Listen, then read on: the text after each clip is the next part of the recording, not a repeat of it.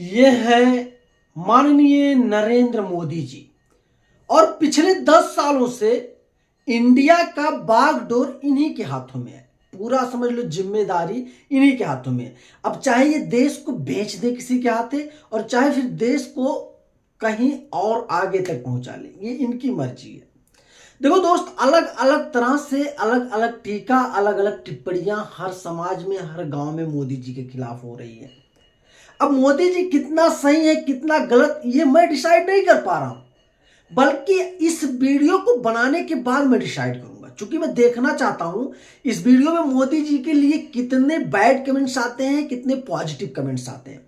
अगर मोदी जी ने अच्छा काम किया है, लोग मोदी जी से खुश हैं, उनको वोट देना चाहते हैं, 2024 में फिर से मोदी की सरकार बनाना चाहते हैं, तो फिर वो कमेंट करेंगे बीजेपी जय हिंद, जो भी कुछ कहना हो भाई, बीजेपी के लिए वो अपना वोटिंग करेंगे। और जिन लोगों को नहीं अभी कुछ करना हो वो लोग शायद मुझे गाली भी देंगे, बीजेपी का चमचा बोलेंगे। लेकिन दोस्त देखो, ध्यान सुनना, आज मैं कोई चमचागिरी करने वाला नहीं हूं, लेकिन चूंकि जो चीजें मैंने सुना माननीय अखिलेश यादव जी के मुंह से, एक बार मैं वो वीडियो क्लिप आप तक शेयर करना चाहूंगा, जरा ध्यान से सुनना, उसके बाद आप डिसाइड करना कि मैं कहना क्या चाहता हूं। सोचिए यार, वैक्सीन लगवाने वाली कंपनी से 500 करोड़ रुपए लिए, इसीलिए जबरदस्ती हमें और आपको वैक्सीन लगवाई जा रही। हम तो बच गए, बाकी कहीं ना कहीं आपने वीडियो क्लिप देखा, तो ये क्या सच है या फिर झूठ, या फिर इस चुनावी मुद्दे का खेल खेला जा रहा है ममता बनर्जी की तरह। जैसे कोलकाता में जब जब चुनाव आते हैं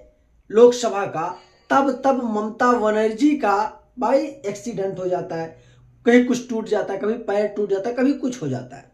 तो क्या आपको लगता है कि ये जो सारी खबरें अंदर से निकल निकल कर आ रही हैं, ये सारी खबरें सच में 100% सही हैं? अगर सही है तो पिछले 3 सालों से ये खबर छिपा कहां था?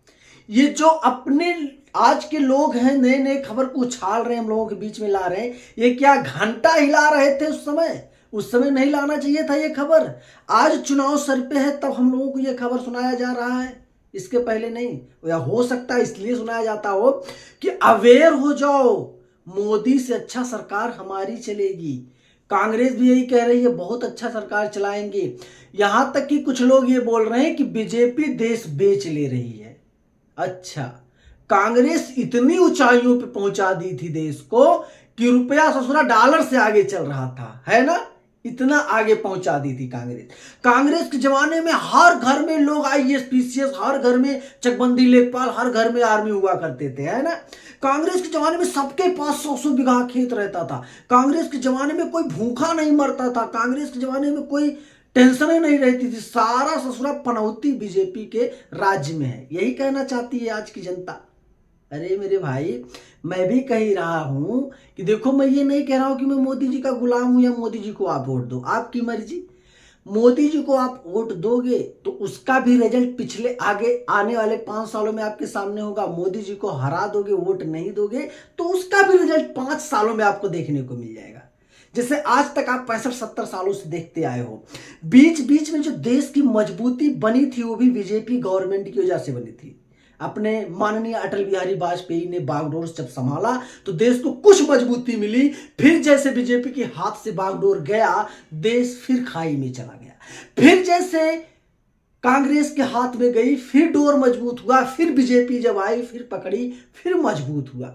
उसी तरीके से चलता रहा मेरे दोस्त। लेकिन अगर आपकी इच्छा है कि सरकार राहुल गांधी बने तो करके देख लेना भाई, 5 साल में फिर यही घंटा बजाना, मोदी जी बहुत अच्छे थे, बहुत गलती हुआ, तो देख लेना भाई, मुझे क्या करना। मेरा वोट जो है, मैं सीधा बोल रहा हूं, बीजेपी को दूंगा। आपकी मर्जी, आप जिसको चाहो उसको दो, मुझे नहीं टेंशन है। इस वीडियो को आप लोगों ने यहां तक देखा तो थैंक यू वेरी मच, दिल से शुक्रिया। वीडियो पे एक लाइक करना, चैनल पे नए हो मेरे दोस्तों सब्सक्राइब कर लेना, भले ही समझना कि गोदी मीडिया है, सच बता रहा हूं। ठीक है, मिलेंगे जल्दी।